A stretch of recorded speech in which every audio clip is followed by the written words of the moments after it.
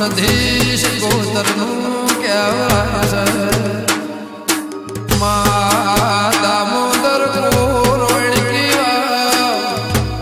કળા કમોણા દગાવાળ્યું મોહન તોડની હેડજી તોડા કનોળા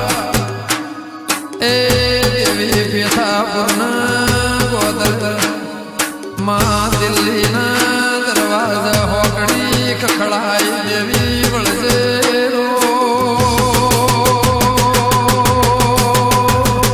સુખમો ને દુઃખમો વાગ્યા રે ઢોલીના ઢોલ